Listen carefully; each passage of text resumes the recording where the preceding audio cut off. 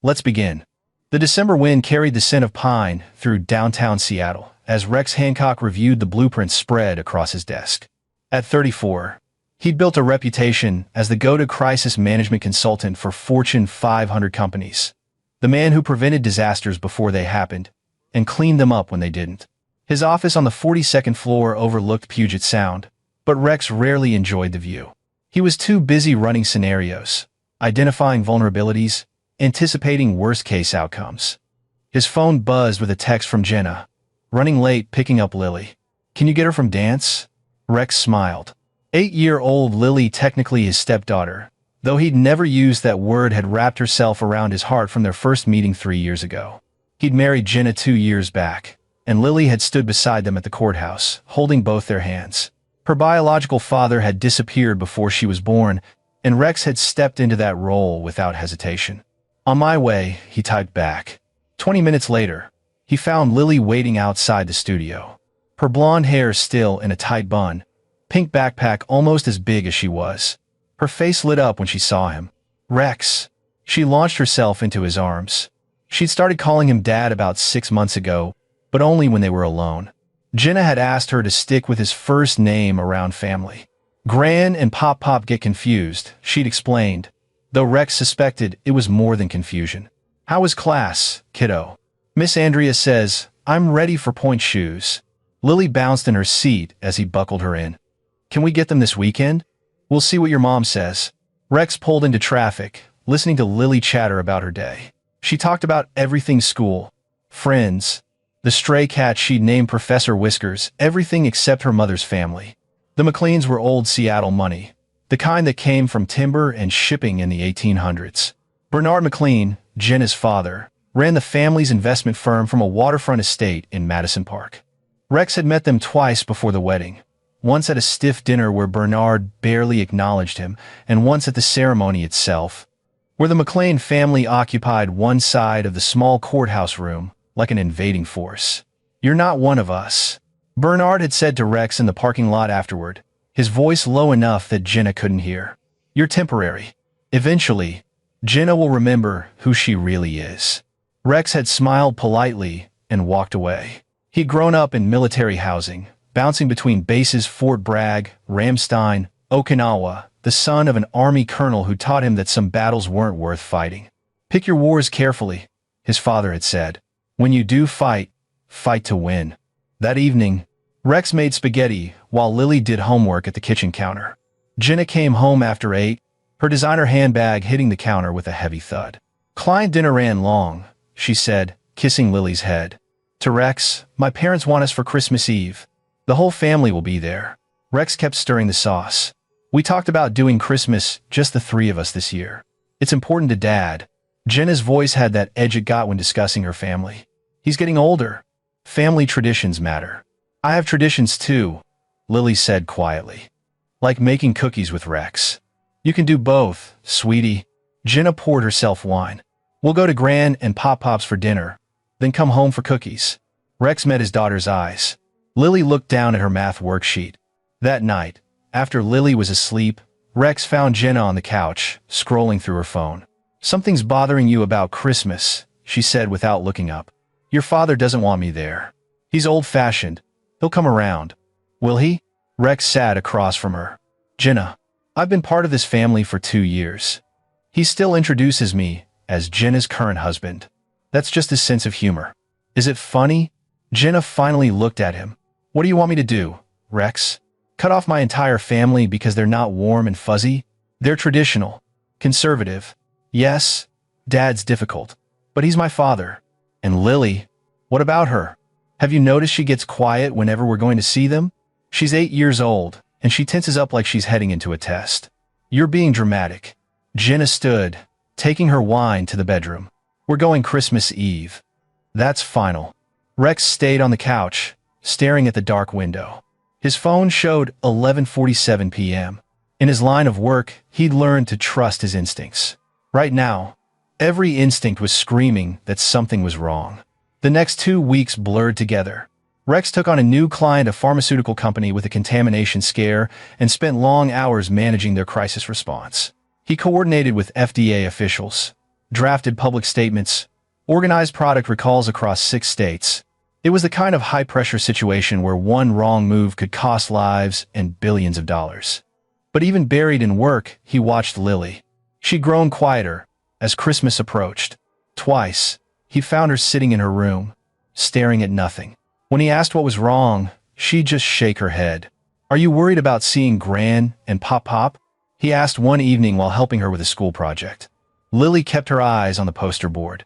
"They don't like me." "That's not true, sweetheart." "Yes, it is." Her voice was matter of fact, the way kids state uncomfortable truths. "Gran says I'm tainted." "I don't know what that means, but it sounds bad." Rex's hands stilled. "When did she say that?" "Last summer, when Mom took me to visit." Lily applied glue to a photo. "Pop-Pop said something worse, but Mom told me never to repeat it." "Lily, look at me." Rex waited until she met his eyes. "If anyone, and I mean anyone, says or does something that makes you uncomfortable, you tell me. Promise?" She nodded, but Rex saw something in her expression that chilled him. Not just discomfort, fear. That night, he tried again with Jenna. "Lily says your mother called her tainted." Jenna was getting ready for bed, removing her jewelry. "Mom comes from a different generation. She has outdated views about children born outside marriage." "That's not a view. That's cruelty." "She's not cruel, Rex. She's just particular about bloodlines and family heritage." Jenna climbed into bed. "Look, I know they're not perfect, but they're family. Lily needs to learn that family means tolerating difficult people sometimes." "She's 8. "Exactly. She's learning." Jenna turned off her lamp. "Can we please not fight about this again? It's Christmas." Rex lay awake long after Jenna fell asleep, his mind running through scenarios. In crisis management, you learn to identify risks before they materialized. You looked for patterns, for warning signs, for the moment when discomfort became danger. He thought about Bernard McClan, about that parking lot conversation, about Jenna's mother, Sharon McLean, who'd never once said Lily's name, only referred to her as the child. About Jenna's brother Edwin and his wife Della, who'd visited once and spent the entire time discussing bloodline purity like they were breeding horses. Rex had dealt with corporate disasters, natural catastrophes, industrial accidents. He'd coordinated evacuations, managed media firestorms, negotiated with hostile actors. But this was different. This was family, and he was starting to realize he'd married into something he didn't fully understand. 3 days before Christmas, he made a call. "Jack Hampton." "Jack, it's Rex Hancock." "Well, damn. How long has it been?" Jack had served with Rex's father in the Army, later worked as a private investigator in Seattle. He owed Rex's family several favors. "What do you need?" "Background check." "Discreet?" "On who?" "My wife's family. The McLeans of Madison Park." Silence. "Then, the Timber McLeans? You know them?" "Know of them." Jack's voice was careful. "Rex, those people don't just have skeletons in their closet. They've got whole graveyards." "What's going on?" "Maybe nothing. Maybe something. Can you look into them?" "It'll take a few days. I need it before Christmas Eve." "That's 48 hours. "I know." Another pause. "You've got good instincts, Rex. If they're tingling, there's probably a reason." "I'll dig." Rex hung up and opened his laptop. He pulled up everything he could find on the McLeans, society page articles, charity galas. Bernard McLean sitting on boards of directors. Sharon McLean hosting fundraisers. The family had a pristine public image. But Rex had learned something in crisis management. The cleaner something looked on the surface, the more rot existed underneath. He was still searching when Jenna came home, shopping bags in hand. "Got Lily's Christmas dress," she said. "Something appropriate for the family dinner." "Appropriate?" "You know what I mean. Conservative. No bright colors." Jenna showed him a navy blue dress that looked like something from a century ago. High collar, long sleeves, hem below the knee. For an 8-year-old, that's severe. It's proper.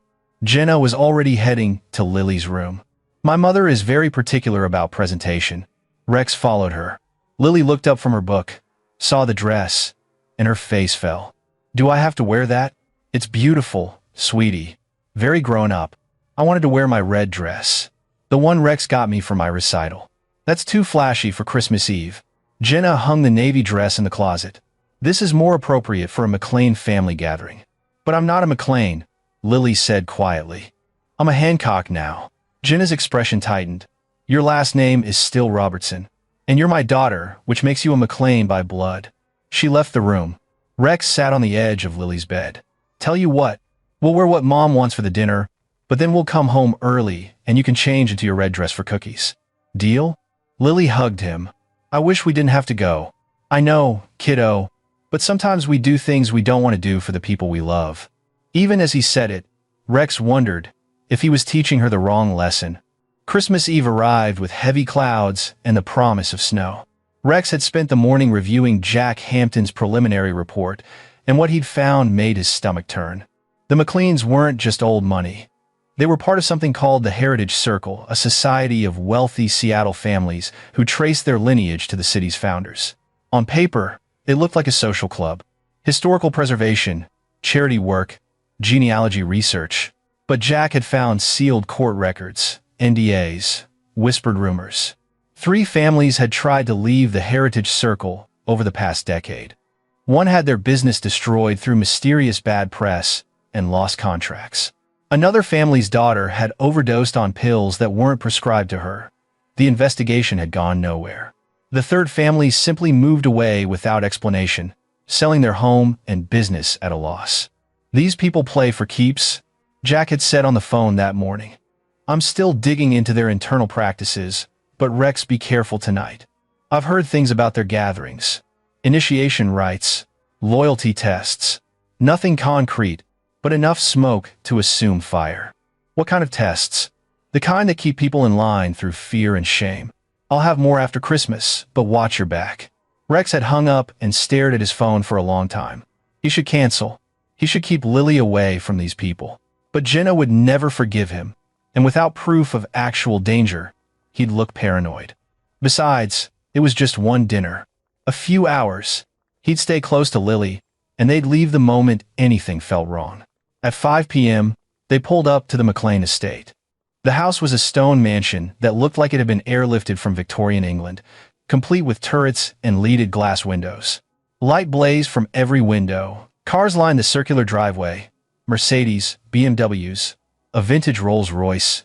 Remember your manners, Jenna told Lily, straightening the girl's collar. And smile. Gran and Pop appreciate good manners. Lily took Rex's hand as they walked to the door. Her palm was sweaty despite the cold. Bernard McLean answered, wearing a smoking jacket like he'd stepped out of the 1920 seconds. He looked past Rex to Jenna, kissing her cheek. Darling, you look lovely. Merry Christmas, Dad. Jenna stepped inside. Bernard's eyes moved to Lily, and Rex saw something flicker in them. Not warmth, appraisal. Like looking at a problem to be solved. And the little one, Bernard said. How you've grown. Lily pressed closer to Rex. Say hello to Pop, Jenna prompted. Hello, Lily whispered. Bernard finally acknowledged Rex with a curt nod. Hancock, come in. The foyer was massive, decorated with a Christmas tree that had to be 20 feet tall. Not colorful like the tree in their apartment. This one had only white and silver ornaments, arranged with mathematical precision. Sharon McLean descended the grand staircase, elegant in a black dress. She embraced Jenna, then looked at Lily the way someone might regard a stain on expensive carpet. Margaret, she called toward the back of the house. The child needs her coat taken. An elderly woman in what looked like a servant's uniform appeared and silently gestured for Lily to follow her. I'll keep it, Lily said, clutching Rex's hand tighter. Don't be difficult, Jenna said. Her voice strained. Margaret will hang it up for you. Rex squeezed Lily's hand. It's okay. I'll be right here. Lily reluctantly followed Margaret down a hallway, looking back twice. Come meet everyone, Sharon said, leading them toward voices and laughter. The parlor held about 15 people, all dressed in dark, formal clothing. Rex recognized Jenna's brother, Edwin Tall Thin, with Bernard's sharp features and his wife, Della. There was an older couple introduced as the Prices, family, friends, a younger man named Caesar Sampson, some kind of cousin. 2 women in their 60s, both named as McLean aunts. Everyone had the same look. Expensive clothes, perfect hair, and eyes that assessed Rex like he was an unwelcome guest who might steal the silver. "Everybody. You remember Rex," Jenna said, her voice too bright. The responses ranged from cold nods to complete silence. Bernard handed Rex a scotch without asking if he wanted one. "Family tradition. Single malt, aged 25 years. Probably wasted on you, but tradition demands all the men drink." Rex took the glass, but didn't drink. His father had taught him another lesson: never accept food or drink from people you don't trust. "So, Rex," Edwin said, appearing at his elbow, "Jenna mentioned you're in some sort of consulting business. Must be nice. Playing at work while real men handle actual industry." "Crisis management," Rex said evenly. "I help companies avoid disaster." "Ah, a professional worrier." Edwin smirked. "The McLeans built this city. We don't worry, we act." Della joined them, her voice carrying. "Where's the little one?" Sharon wanted to see her. "Getting her coat taken," Jenna said. "Such a shame," Della said, not bothering to lower her voice. "That she carries tainted blood. But I suppose some stains can't be washed away." Rex's jaw tightened. Jenna looked uncomfortable, but said nothing. "She's 8 years old," Rex said quietly. "Exactly," Della replied. "Old enough to understand consequences." Before Rex could respond, Margaret reappeared in the doorway. "Excuse me, Mrs. McLean. The child is asking for her father." "Tell her to wait," Sharon said dismissively. "Her father is here," Rex said. "Excuse me." He found Lily in the hallway, trying not to cry. Margaret stood nearby, expressionless. "What's wrong, sweetheart?" "I want to go home." Lily's voice broke. "Please, can we go home? We just got here." "What happened?" "Nothing. Please, Rex." He knelt down, studying her face. "Lily, did someone do something?" "No. I just want to go home." "Rex?" Jenna appeared behind him. "What's going on?" "Lily's upset. She's fine. She's just being dramatic." Jenna took Lily's hand. "Come on, sweetie, dinner's almost ready. You can sit with me." "Actually," Sharon called from the parlor doorway, "the children eat in the kitchen with Margaret. It's tradition." "She's the only child here," Rex said. "All the more reason to learn proper dinner manners," Sharon replied. "The adults dine in the formal room. Children, servants, and others eat separately." The pause before "others" was deliberate. Rex felt his temper rising, but Jenna was already pulling Lily toward the back of the house. "It's fine," Jenna said. "It's just how they do things." Rex followed them to a large kitchen where Margaret was setting a single place at a smaller table. The main dining room was visible through a doorway glittering crystal, silver candelabras, fine china, for 15 people. Lily would eat alone with the servant. "This is ridiculous," Rex said. "It's tradition," Jenna insisted. "I ate in here when I was young too." "Were you alone?" "Sometimes. It taught me discipline." Lily sat at the small table, her face carefully blank. Rex recognized that look. She was shutting down, retreating into herself. "I'll stay with her," he said. "You will not." Bernard's voice came from behind them. "This is a family dinner, and you're technically family." "Barely. Come." It wasn't a request. Rex looked at Lily. "I'll check on you every few minutes. Okay?" She nodded, but didn't meet his eyes. In the dining room, Rex found himself seated at the far end of the table, away from Jenna. The conversation flowed around him, discussion of stock portfolios, real estate investments, appropriate breeding lines. Edwin told a long story about excluding someone from their club for being genetically unsuitable. Everyone laughed. Rex excused himself twice to check on Lily. Each time, he found her picking at her food while Margaret washed dishes in silence. "You doing okay, kiddo?" "Want me to stay?" "You have to go back to dinner." Her voice was hollow. "It's tradition." By 8:30, Rex had reached his limit. He stood, interrupting Bernard mid-sentence. "We need to go." "Dessert hasn't been served," Sharon said icily. "We have plans at home." "Family tradition." Rex emphasized the last two words. Jenna looked mortified. "Rex, we can't just leave. Watch us." He walked to the kitchen. Lily was gone. So was Margaret. "Where's my daughter?" The dining room fell silent. Bernard set down his wine glass carefully. "She needed to learn something," he said. "Where is my Daughter. Upstairs. The heritage room. She's receiving an education in what it means to disrespect family traditions. Rex was already moving, taking the stairs 3 at a time. Jenna called after him, but he didn't stop. The second-floor hallway was dark except for light spilling from a room at the end. He heard Lily scream. The world went red. Rex hit the door with his shoulder, with splintering around the lock. The room was large, wood-paneled, filled with portraits of dead McLeans. In the center, 9 adults formed a circle. Bernard held a branding iron, the tip glowing orange. Sharon and Della held Lily's arms, forcing her down onto a table. Edwin stood nearby with a video camera. The others watched the prices. Cesar, the aunts, 3 more people Rex didn't recognize. All of them were smiling.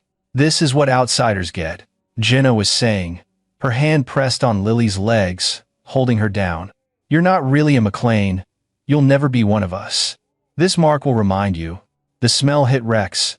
Burning flesh. Lily's flesh. His 8-year-old daughter screamed for him. Time seemed to slow and speed up simultaneously. Rex saw the brand a circle with a cross through it, the heritage circle symbol pressed against Lily's forearm. He saw Jenna holding her own daughter down. He saw 9 adults watching, some filming, all enjoying it.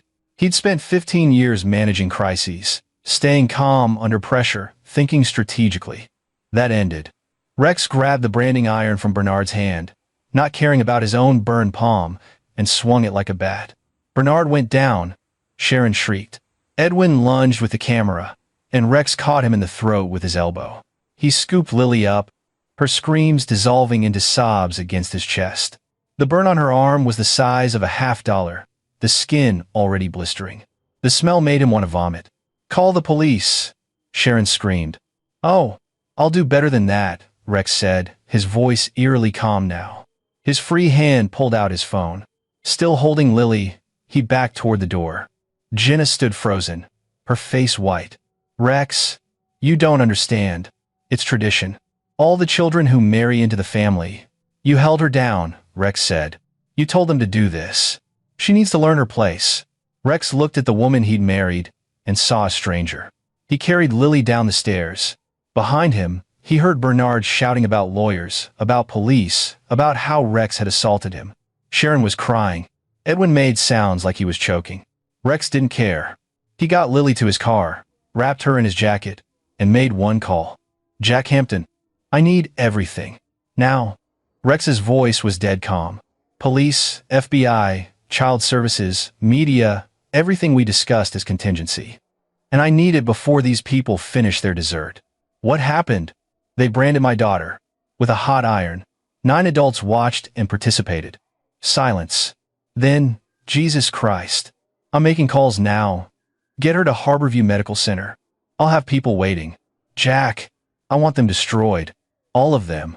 Rex. Not hurt. Not arrested. Destroyed. Tell me you can do that. Another pause. My brother's a federal prosecutor.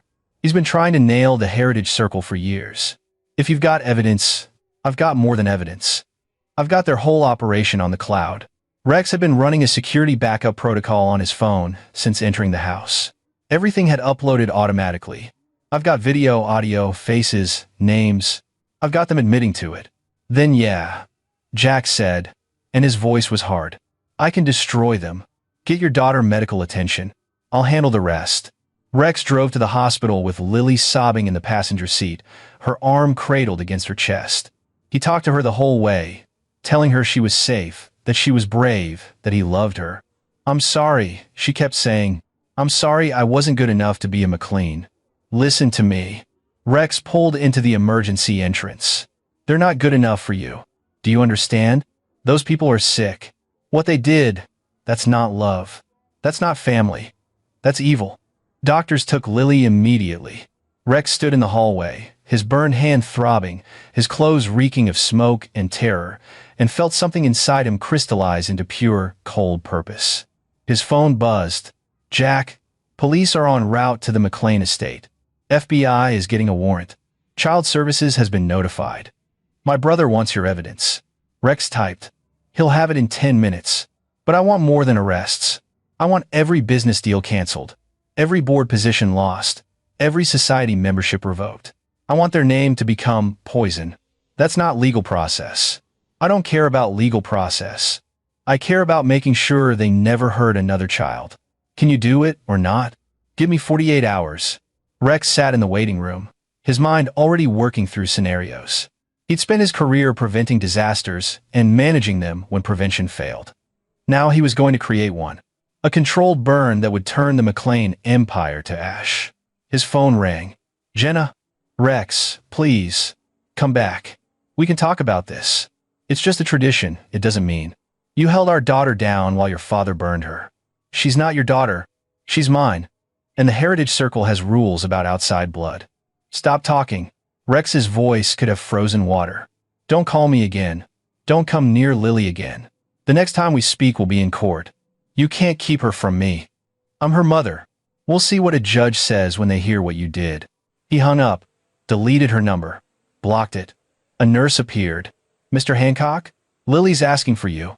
Rex followed her to a room where his daughter lay in a hospital bed, her arm bandaged, an IV in her other hand. Her eyes were red from crying, but when she saw him, she tried to smile. Hey, kiddo. Is Mom coming? No. Good.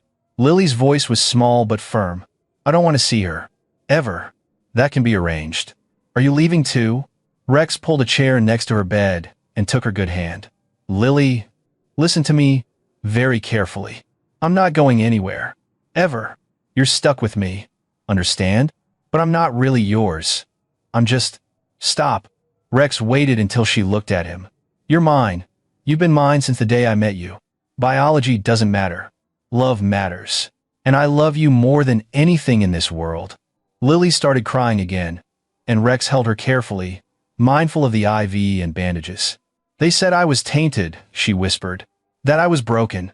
They're wrong. You're perfect. And they're going to pay for what they did to you. How? Rex smiled, but it wasn't a kind smile. It was the smile of a man who just declared war.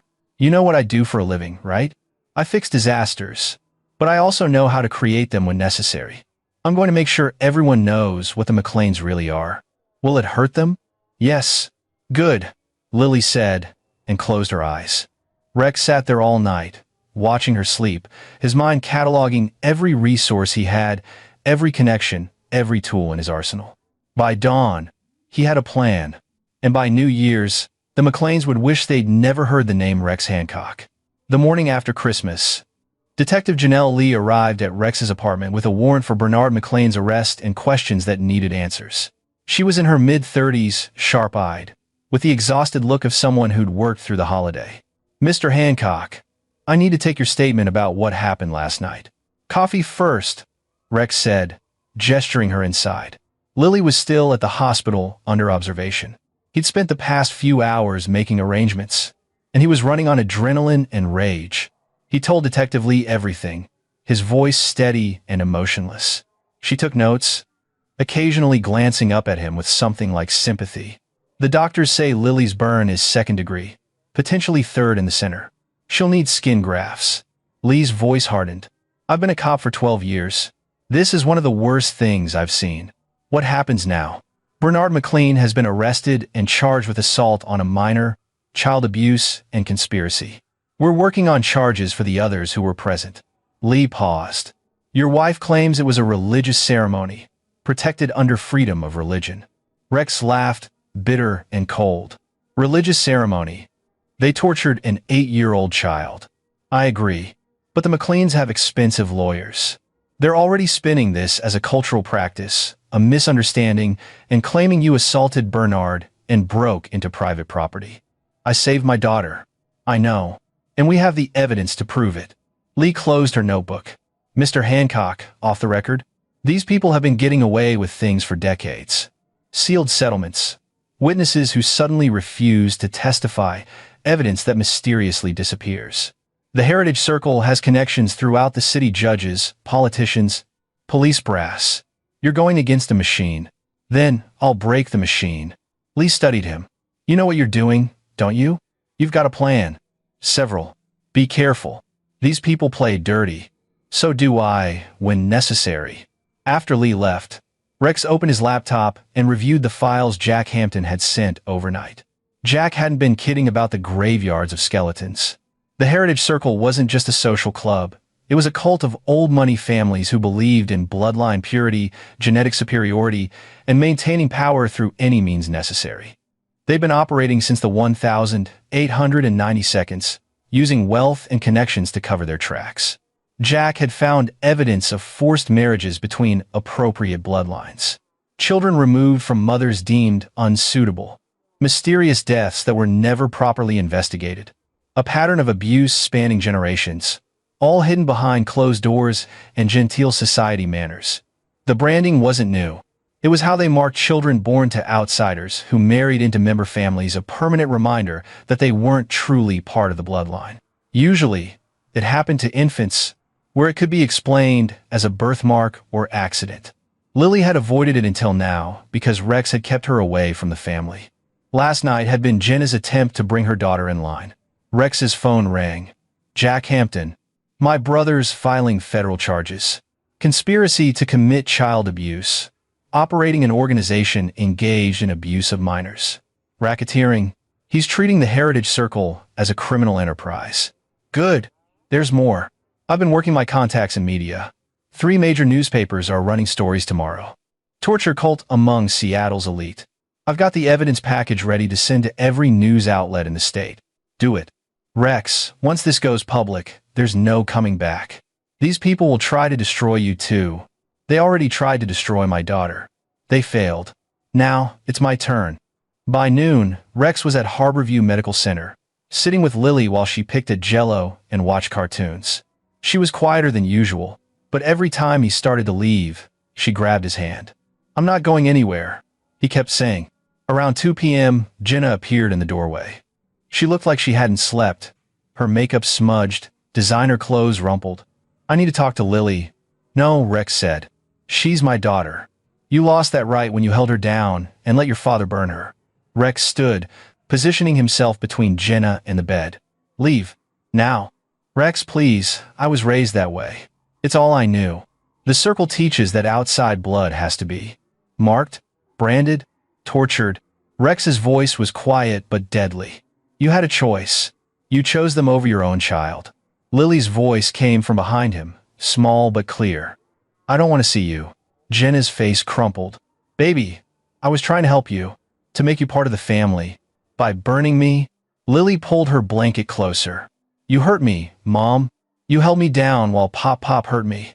Rex would never do that. Never. You're turning her against me. Jenna's voice rose. This is your fault, Rex. You never respected our traditions. Never tried to understand. Understand child abuse? Yeah, I'm funny that way. Hospital security appeared, summoned by a nurse. Jenna left, but not before hissing at Rex. My family will destroy you. They can try, Rex said. That evening, Lily was released into Rex's care with a prescription for pain medication and instructions for wound care. They went to a hotel. Rex wasn't ready to return to the apartment he'd shared with Jenna. He ordered room service, and they watched movies until Lily fell asleep. Rex spent the night planning. He'd worked with enough wealthy clients to understand how power worked in Seattle. Money, connections, reputation, those were the pillars of the McLean empire. All 3 could be destroyed if you knew where to push. First pillar. Money. The McLean family fortune came from investments managed through Bernard's firm. Jack had found evidence of fraud, insider trading, and misuse of client funds hidden in layers of shell companies. Rex was sending everything to the SEC, IRS, and FBI. Second pillar. Connections. The McLeans sat on boards, belonged to exclusive clubs, had judges and politicians in their pocket. But loyalty only lasted as long as association was profitable. Once the abuse scandal broke, those connections would evaporate. Third pillar. Reputation. The McLeans prided themselves on being Seattle royalty. By tomorrow morning, they'd be Seattle pariahs. Rex's phone buzzed with a message from Jack. Federal marshals are serving warrants at 18 addresses tomorrow morning. Every Heritage Circle member. My brother's going for broke. Good. Another message. This one from someone Rex hadn't heard from in 5 years. Colonel Vernon Bauer, his father's old commanding officer, now retired and running a private security firm. Heard what happened to your little girl. I've got friends in Seattle PD. If you need protection or muscle, call me. Rex called him. Sir, I need a favor. Anything, kid? Your dad saved my life twice. What do you need? I need to make sure Lily's safe while this plays out. The McLeans have connections, money, and motivation to silence her. I'll have 2 of my best people on you within the hour. Former Secret Service. Nobody gets to that little girl without going through them first. By midnight, 2 security professionals had taken up positions outside their hotel room. Rex finally allowed himself to sleep, though his dreams were full of Lily's screams and the smell of burning flesh. The story broke on December 26th with the force of a bomb. Heritage Circle exposed. Wealthy Seattle families accused of child torture. The Seattle Times ran it front page, with photos of Bernard McLean being arrested, descriptions of the branding ceremony, and quotes from Rex's recording of the night. By noon, it had gone national. CNN, MSNBC, Fox News, everyone picked it up. Elite Seattle cult brands children. Torture hidden behind old money. The dark truth of the Heritage Circle. Social media exploded. Number Heritage Circle trended worldwide. Amateur investigators dug into every family connected to the organization. Old rumors resurfaced. Victims started coming forward. Rex sat in the hotel room with Lily, watching it unfold on his laptop while she colored in a new book he'd bought her. She'd been oddly calm since leaving the hospital, but he knew shock was masking deeper trauma. He'd already made appointments with 3 child psychologists. His phone rang constantly. Reporters wanting comments. Lawyers offering to sue on Lily's behalf. Old friends checking in. He ignored most of them. The one call he took was from Cesar Sampson, the McLean cousin who'd been in the room. This is your fault, Cesar snarled. You've destroyed honorable families over one undisciplined child. 9 adults tortured an 8-year-old girl. Rex interrupted. If that destroys you, good. You don't understand what we are, what we've built. A cult. You built a cult that abuses children. And now everyone knows. We'll sue you for everything. We'll? Rex hung up. 5 minutes later, he got a message from Jack. Cesar Sampson arrested. Warrant executed at his home. Found evidence of 3 other branded children. He's done. The arrests continued throughout the day. Sharon McLean, Edwin, and Della. The prices. Every adult who'd been in that room. Several other Heritage Circle members were taken in for questioning about other incidents. Bernard McLean posted bail $5 million and immediately went on local news to defend himself. This is a witch hunt, he said, looking directly into the camera. A disgruntled outsider has weaponized an unfortunate accident to destroy respected families. The so-called Heritage Circle is simply a historical society. We have never. The interview was cut short when someone leaked the full video of Lily's branding ceremony online. By evening, Bernard was back in custody, bail revoked. The judge cited clear and undeniable evidence of deliberate child abuse. Jenna hired a lawyer and released a statement claiming she'd been coerced, that she'd tried to stop it, that Rex had twisted the truth. The statement lasted 3 hours before someone leaked audio of her saying, "This is what outsiders get," and telling her father to make it hurt. Her lawyer resigned. By December 27th, the empire was crumbling. 3 major companies severed all business ties with McLean Investment Management. Bernard's firm lost half its clients in 24 hours. The Seattle Country Club revoked memberships for every Heritage Circle family. The University of Washington returned donations and removed the McLean name from a building. Social media was particularly brutal. Photos of the McLean estate were shared with captions like House of Horrors and Where Children Were Tortured. Someone created a database of every Heritage Circle member, with photos, addresses, and business affiliations. Several members received death threats. Rex didn't condone the threats, but he didn't particularly care either. On December 28th, Detective Lee visited the hotel. Federal charges are locked in. Bernard, Sharon, Edwin, Della, and 4 others are facing 20 years minimum. Cesar Sampson is looking at 40. Turns out those 3 branded children were his own kids. Jesus, Rex muttered. The Heritage Circle is being dissolved under federal racketeering statutes. Every member is under investigation. Assets are being frozen pending civil suits from victims. Lee paused. This is going to be the biggest scandal in Seattle history. What about Jenna? Complicated. She's cooperating, claiming she was brainwashed. The prosecutor isn't buying it, but a jury might. She's facing 10 to 15 years. Rex felt nothing hearing that. The woman he'd married was gone if she'd ever really existed. What remained was someone who'd chosen a cult over her own daughter. Can Lily testify, if needed? We have video evidence. We don't need her testimony to convict. But if she wants to, when she's older, that option exists. Lee leaned forward. How's she doing? Nightmares. She won't let me leave her sight. She flinches at loud noises. Rex's jaw tightened. But she's strong. She'll heal. And you? I'll heal when they're all in prison. After Lee left, Rex sat with Lily while she had dinner. She'd been quiet all day, processing everything in that mysterious way children do. Rex, she said finally, are they really going to jail? Yes. All of them? All of them. Good. She went back to her mac and cheese. Then, what happens to us? What do you mean? Are we still a family? Or do I go somewhere else because Mom's going to jail? Rex knelt beside her chair. Lily, listen to me. I'm adopting you. Legally. Officially. Permanently. You're my daughter. That's not changing. But you and Mom are getting divorced. Yes.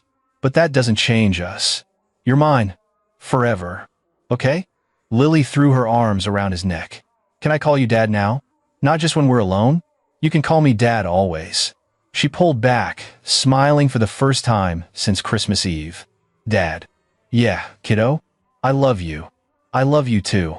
That night, while Lily slept in the hotel bed, Rex received an encrypted email from Jack Hampton. You asked me to destroy them.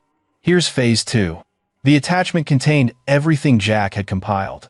Decades of Heritage Circle documentation, evidence of systematic abuse, financial records showing how they'd paid off witnesses and buried investigations, internal communications discussing bloodline purity and inferior genetics. There was also information on every judge, politician, and police officer who'd ever taken money or favors from Heritage Circle families. If you release this, Jack wrote, it won't just destroy the McLeans. It'll bring down half the power structure in Seattle. Are you sure? Rex read through everything, his anger building with each page. Children branded, families destroyed, lives ruined, all hidden behind wealth and respectability.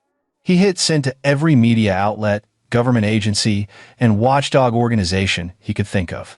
Burn it all down, he typed to Jack. Within hours, the second wave hit. Corruption scandal rocks Seattle. Dozens of officials connected to child abuse cult, the Heritage Circle's web of power. A state senator resigned. 2 judges recused themselves from pending cases. The Seattle police chief was placed on administrative leave pending investigation. The mayor called for a federal inquiry. By December 30th, Seattle's political establishment was in chaos, and Rex was just getting started. New Year's Eve brought snow and silence to the hotel suite. Lily was asleep early, exhausted from physical therapy for her arm and emotional exhaustion from everything else. Rex sat by the window, watching snow fall over the city, his mind already 3 moves ahead. The McLeans were destroyed. That much was certain. Bernard would die in prison. Sharon would follow. Edwin, Della, Cesar, all of them would spend decades behind bars. The Heritage Circle was effectively extinct, its remaining members facing criminal charges or fleeing the state. But Rex wasn't done. He'd spent the past week coordinating with Jack Hampton, Detective Lee, and federal prosecutors to ensure every loose end was tied, every victim identified, every piece of evidence preserved, every connected official exposed. The McLeans had spent generations building their empire of cruelty. Rex had dismantled it in 5 days. His phone rang. Jack Hampton. You need to see this. What? Bernard McLean tried to kill himself in his cell this morning. Guards stopped him, but he left a note. You want to read it? The note was sent to Rex's email as a scanned image. Bernard's elegant handwriting filled 3 pages, but Rex only needed the first paragraph. I underestimated you, Hancock. I thought you were weak, insignificant, temporary. I was wrong. You've destroyed in days what took my family 4 generations to build. I hope it was worth it. I hope you can live with the blood on your hands. Because while we hurt 1 child, you've destroyed dozens of families, ruined hundreds of lives, brought chaos to an entire city. Who's the real monster? Rex read it twice, then deleted it. He felt nothing. A knock at the door brought him back to the present. Security checked before allowing Detective Lee inside. Sorry to bother you so late. I wanted to update you before the new year. What's happened? Total of 43 arrests connected to the Heritage Circle. We've identified 27 child victims spanning 30 years. 3 cold case deaths are being reopened as potential homicides. Lee sat down, looking exhausted. Rex, this is the biggest criminal conspiracy in state history. Trials will take years, but they'll happen. They'll happen. Federal prosecutors have RICO charges. State has child abuse and conspiracy. Nobody's walking away from this. She paused. There's something else. Jenna wants to see Lily. No. She's claiming rehabilitation, therapy, that she wants to apologize. I don't care. The answer is no. Legally, she still has parental rights until a court says otherwise. Then I'll make sure a court says otherwise. Rex's voice was ice. She held her daughter down and participated in torture. If she gets within a mile of Lily, I'll make what I did to the McLeans look like a warm-up. Lee held up her hands. I'm not arguing. I'm just telling you what the lawyers are saying. For what it's worth, I don't think any judge who's seen the evidence will give Jenna visitation, let alone custody. They won't, because I'm going to make sure every person involved in this case knows exactly what she did. After Lee left, Rex checked on Lily. She was awake, sitting up in bed. I heard you talking about Mom. How much did you hear? Enough. Lily was quiet for a moment. I don't want to see her. You don't have to. Ever? Not until you're ready. If that's never, that's okay too. What if she comes anyway? Rex sat on the edge of the bed. Then she'll have to go through me. And kiddo, I promise you nobody's getting through me. Not her, not her family, not anyone. You're safe. Because you're scary when you're mad? Because I love you more than I'm afraid of anything else. Lily smiled slightly. You were pretty scary at Pop-Pop's house. You broke down the door. Yeah. Well, someone was hurting my daughter. Do you think? Lily hesitated. Do you think I'll always be scared? The doctor said I might have bad dreams for a long time. Maybe, but bad dreams fade. And I'll be there every time to remind you that you're safe. Rex tucked her blanket around her. The people who hurt you are going to prison. They can't touch you ever again. Good. She lay down, her eyes already drooping. Dad? Yeah? Thank you for saving me. Rex's throat tightened. Always, kiddo. Always. The next morning, January 1st, Rex woke to find the world had shifted again overnight. Someone Rex suspected a Heritage Circle sympathizer had tried to spin the narrative, painting Rex as a vindictive outsider who destroyed innocent families over a cultural misunderstanding. The story had been planted in several conservative media outlets, complete with photos of Rex looking threatening and quotes from anonymous sources claiming he'd planned the whole thing. Within an hour, the story had collapsed. Victims came forward publicly. Children, now adults, who'd been branded by the Heritage Circle. Parents who'd been threatened into silence. Business owners who'd been destroyed for refusing to comply with Heritage Circle demands. Their testimonies flooded social media, each one adding another layer of proof to what Rex had exposed. By noon, the outlets that had run the sympathetic story were retracting it and apologizing. By evening, 2 more Heritage Circle members had been arrested based on victim testimony. Rex watched it all unfold from the hotel while Lily did schoolwork at the desk. He'd enrolled her in online classes temporarily, figuring regular school could wait until things settled. His phone rang, a Seattle number he didn't recognize. Mr. Hancock, this is Chuck Watkins. I'm an attorney representing several Heritage Circle victims. We're organizing a class action lawsuit against the remaining Circle members and their estates. We'd like to include Lily. What would that mean for her? Financial compensation for her trauma and medical expenses. It also creates a permanent legal record of what was done to her, which could help in the future if anyone tries to downplay or deny what happened. Send me the details.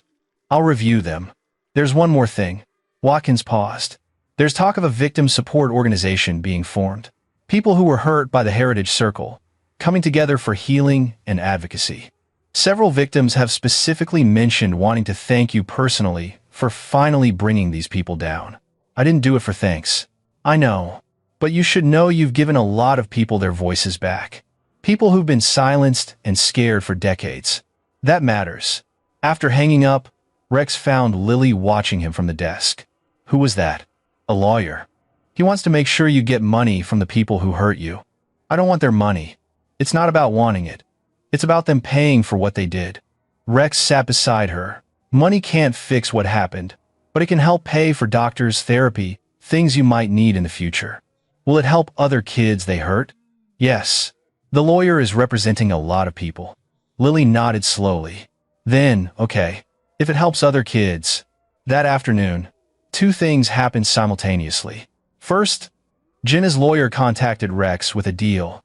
Jenna would voluntarily terminate her parental rights in exchange for reduced charges. She'd serve 5 years instead of 15, and she'd never contact Lily again. Counteroffer, Rex said. She serves the full 15 years, terminates parental rights, and additionally agrees to a restraining order that extends to when Lily turns 25. In exchange, I won't testify at her sentencing hearing about the other times I suspected abuse, but couldn't prove. Other times? The bruises Lily had that Jenna explained away as playground accidents. The time Lily came home terrified and wouldn't say why. The therapy notes I found indicating Lily was being emotionally manipulated. I kept records. Rex hadn't, but Jenna's lawyer didn't know that. Tell her to take the deal or face those questions in court. The lawyer called back an hour later. She accepts. Second, Bernard McLean's attorney released another statement. This one, trying for sympathy. My client is a 68-year-old man from a different era, raised with certain traditions that are no longer acceptable. He's suffering from dementia and didn't fully understand his actions. The statement died when someone leaked medical records showing Bernard had no dementia diagnosis and had recently passed a complete cognitive evaluation for a business license renewal. His lawyer withdrew from the case. By January 5th, Rex and Lily moved from the hotel to a new apartment on the other side of the city. Fresh start, new space, no memories of Jenna or the McLeans. The security team stayed, just in case, but Rex felt the danger had passed. The McLeans were in prison or fleeing prosecution. The Heritage Circle was dismantled. Lily was safe. Almost. The knock came at 9 p.m. on January 8th, while Rex was helping Lily with a geography project. Security had cleared the visitor, but Rex still checked through the peephole before opening the door. Detective Lee stood there with another man, tall, silver-haired, wearing an expensive suit. Mr. Hancock, this is Special Agent Kenneth Bishop, FBI. Can we come in? Rex gestured them inside. Lily, go to your room for a bit, okay? Is something wrong? Lily's eyes widened. No, sweetheart, just adult stuff. I'll come get you in a few minutes. After Lily left, Rex turned to the visitors. What's this about? Your investigation into the McLeans uncovered a lot more than child abuse, Bishop said, pulling out a tablet. You accidentally exposed a network of financial crimes, political corruption, and organized criminal activity that we've been investigating for 3 years. Accidentally? The Heritage Circle wasn't just about bloodlines and tradition. They were laundering money through their investment firm, bribing officials, and manipulating city contracts. Your evidence gave us everything we needed to connect the dots. Bishop showed him charts, documents, connections. We're looking at RICO charges for 40 people, fraud charges for dozens more. This could lead to the largest corruption prosecution in state history. Good, Rex said. There's a problem, Lee interjected. Some of the people connected to this have dangerous friends. The kind who don't like loose ends. You're saying I'm a target? We're saying you and Lily might be. 2 Heritage Circle associates have disappeared. We think they fled the country. But there are others who might want to silence witnesses before trials begin. Rex felt his jaw tighten. How real is this threat? Real enough that I'm here personally, Bishop said. We'd like to offer you protective custody until the major trials are complete.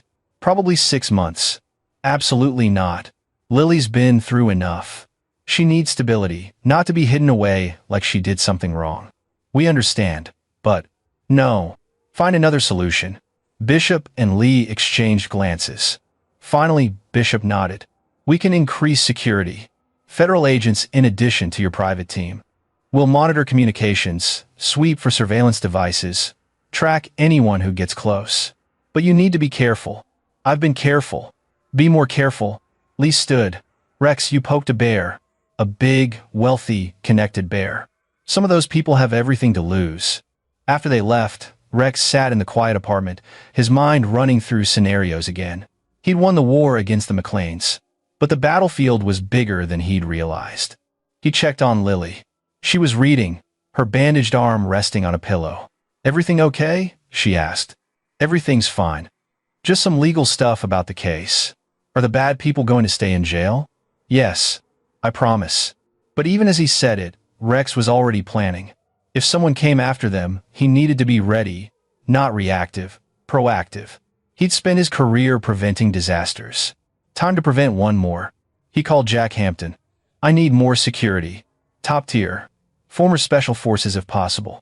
And I need a safe house set up as a contingency." "You expecting trouble?" "I'm expecting to be ready for it. I'll make the calls." The next week passed quietly. Lily started seeing a therapist 3 times a week, a specialist in childhood trauma. She was making progress. The nightmares were less frequent. She smiled more often. She'd even talked about going back to regular school. Rex, meanwhile, worked from home on crisis management for his clients, though his heart wasn't in it. The only crisis he cared about was the one he'd already handled. On January 15th, Bernard McLean tried to kill himself again. This time, he succeeded. The news hit Rex like a physical blow, not from grief, but from a sense of incomplete justice. Bernard wouldn't stand trial, wouldn't face his victims, wouldn't spend decades contemplating what he'd done. He'd taken the easy way out. When Lily heard, she said simply, "Good. He can't hurt anyone now." Rex wasn't sure if that was healing or hardening, but he didn't correct her. 2 days later, Sharon McLean also died a heart attack in her cell. Natural causes, the autopsy said, but Rex suspected she'd simply given up. Without Bernard, without her empire, without the heritage circle, she had nothing left. Edwin and Della were still alive, awaiting trial. Cesar Sampson had taken a plea deal in exchange for testimony against other circle members. The remaining defendants were fighting charges, but losing ground daily as more evidence surfaced. By February, the immediate danger felt past. Federal agents reduced their surveillance. Rex's private security team stayed, but relaxed their protocols. Lily started back at school, attending a private academy that specialized in students who'd experienced trauma. She made friends cautiously, but genuinely. She laughed more. She started talking about the future. And slowly, carefully, Rex began to believe they might actually be okay. The letter arrived on Valentine's Day, delivered through an attorney. Inside was a handwritten note from Jenna, apparently written before she'd taken the plea deal. "Rex, I know you hate me. I know I deserve it. But I need you to understand something. I was raised in the heritage circle. It wasn't a choice, it was my entire reality. They taught me that outside blood was tainted, that traditions mattered more than feelings, that love meant enforcing discipline. I actually thought I was helping Lily by marking her. I thought I was saving her from worse punishment later. I was wrong. I know that now. The therapy I've been getting in here has shown me how twisted my thinking was, how abused I was as a child, and how I passed that abuse on. I don't expect forgiveness. I don't deserve it. But I want you to know that what I did wasn't because I didn't love my daughter. It was because I loved her the only way I knew how, the broken way the circle taught me. Take care of her. Be the parent I never learned to be. And someday, if she ever wants to understand why I did what I did, show her this letter. Not to excuse it, but to explain it. Tell her I'm sorry. Tell her I love her. And tell her that the best thing I ever did was marry you, because it meant she'd have someone who loved her the right way. Jenna." Rex read the letter 3 times, feeling nothing. Maybe Jenna was telling the truth. Maybe she'd been a victim too. But that didn't erase what she'd done. Didn't heal the burn on Lily's arm. Didn't erase her screams. He put the letter in a safe deposit box. Maybe someday Lily would want to see it. Maybe not. For now, he had other things to focus on. March brought spring and the start of trials. Edwin and Della were convicted in 2 days. The jury deliberated less than an hour. Both received 20 years sentences. They'd be in their 70s when released. Cesar Sampson got 15 years despite his plea deal. The judge called his abuse of his own children unconscionable. Other Heritage Circle members were tried throughout the spring. Some convicted, some taking plea deals, one acquitted on a technicality but destroyed by public opinion anyway. By summer, The organization was completely dismantled, its assets seized and distributed to victims. Through it all, Rex and Lily built a new normal. Routines, traditions, small moments of happiness. They went to movies, cooked together, took a weekend trip to the San Juan Islands.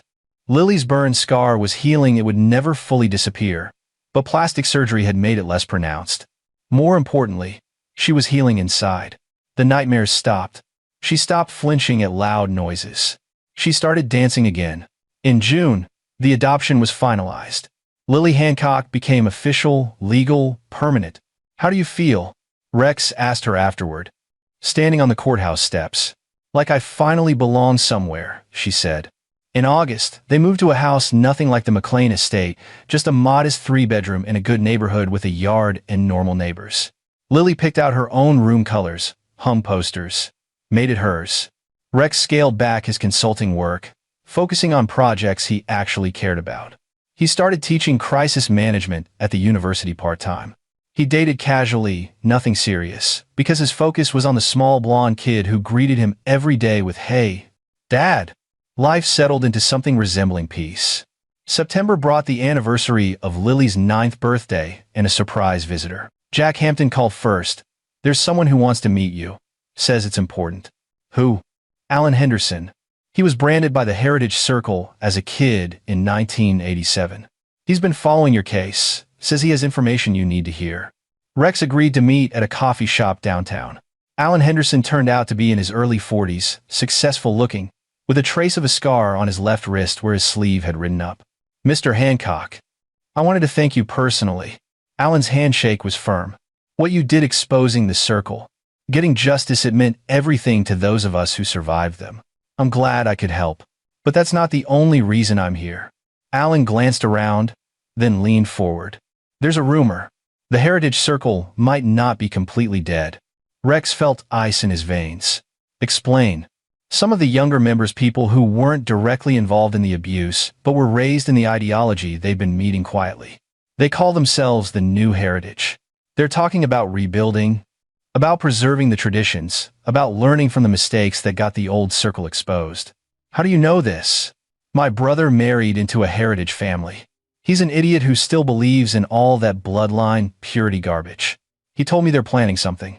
Alan's jaw tightened. "I don't know what, but I thought you should know. You destroyed their world. They might want revenge."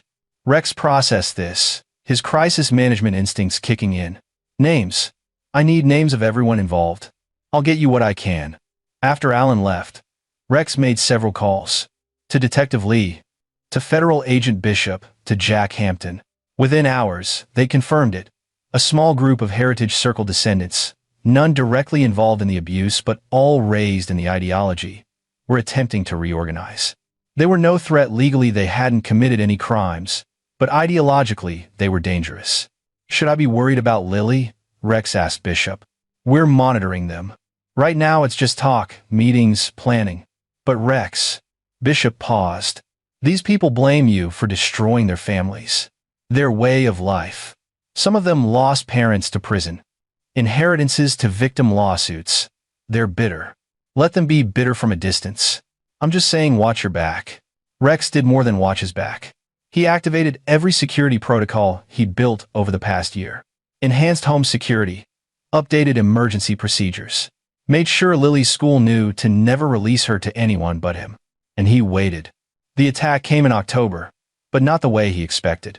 Someone filed a complaint with Child Services claiming Rex was emotionally abusing Lily, forcing her to relive trauma through constant reminders of the McLean case. The complaint was anonymous, but detailed enough to trigger an investigation. "This is harassment," Rex told the social worker who came to interview them. "Someone's trying to weaponize the system against us." The social worker, a woman named Rachel Mayo, was sympathetic but thorough. She interviewed Lily privately, inspected the house, reviewed medical and therapy records. "Your daughter is one of the healthiest trauma survivors I've encountered," Rachel said finally. "Whoever filed this complaint either has no idea what abuse looks like or was deliberately lying. I'm closing this case with a recommendation that any further complaints from the same source be ignored." But it didn't stop. Over the next month, there were more attacks. Anonymous letters to Rex's clients claiming he was unstable and dangerous. His consulting contracts suddenly dried up. False reviews on his university teaching page claiming he was inappropriate with students. The department chair called him in for a meeting. Someone vandalized their car with spray paint. Child stealer. Each incident was small, individually dismissible. Together, they painted a picture of coordinated harassment. Rex responded the only way he knew how. He went on offense. Jack Hampton traced the complaints to a burner phone purchased by Trisha Robertson, daughter of one of the convicted Heritage Circle members. Jack also found evidence linking her to the new Heritage meetings. Rex contacted Federal Agent Bishop. "How much rope do I have to let them hang themselves?" "What are you thinking?" "I'm thinking I give them a target too good to resist and see if they're stupid enough to take it." Bishop was quiet for a moment. "Be careful. Whatever you're planning, don't break any laws I can't ignore." "Wouldn't dream of it." Rex's plan was simple.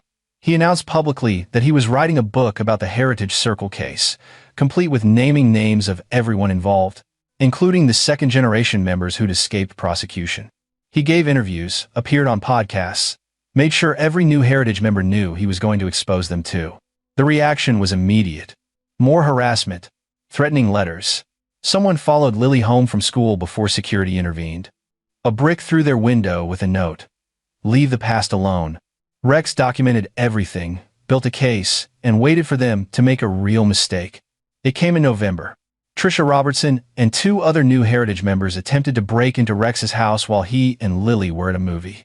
Security caught them, and police found they were carrying zip ties, duct tape, and what appeared to be a branding iron. "They were going to brand me," Rex told Detective Lee afterward. "Send a message." "They were idiots," Lee replied. "Breaking and entering, attempted assault, possession of an instrument of crime. They're looking at serious time." The arrests made news. New generation tries to revive Heritage Circle terror and had the desired effect. The remaining new Heritage members scattered, some fleeing the state, others denying involvement. The movement, such as it was, collapsed. By December, it was truly over. The Heritage Circle was dead, its attempted resurrection crushed, and the people who'd hurt Lily were either in prison or running scared. Rex and Lily spent Christmas at their house, just the 2 of them. They made cookies, watched bad holiday movies, and opened presents by a tree they'd decorated together. Normal, happy, safe. On Christmas Eve, exactly 1 year after the branding, Lily asked if they could talk about what happened. "You sure?" Rex asked. "I'm ready." They sat on the couch, hot chocolate in hand, and Lily told him things she'd remembered in therapy. About other times Gran had hurt her, subtle cruelties Rex hadn't seen. About how Mom had changed after they got married, becoming colder, more distant. About how Lily had started to believe she was broken, tainted, wrong. "But I don't believe that anymore," she said. "My therapist says the people who told me that were the broken ones. I'm just me, and that's enough." "That's more than enough," Rex said. "You're extraordinary." "So are you." Lily smiled. "You saved me, Dad. Not just that night, but every day since. You showed me what real love looks like." "Right back at you, kiddo." That night, after Lily was asleep, Rex stood in the kitchen where a year ago he'd received the video that changed everything. He thought about that moment, the split second, where he'd had to decide between his comfortable life and his daughter's safety. It wasn't even a choice. He'd lost his wife, his stable home, his privacy. But he'd gained something infinitely more valuable: his daughter's trust, her safety, her future.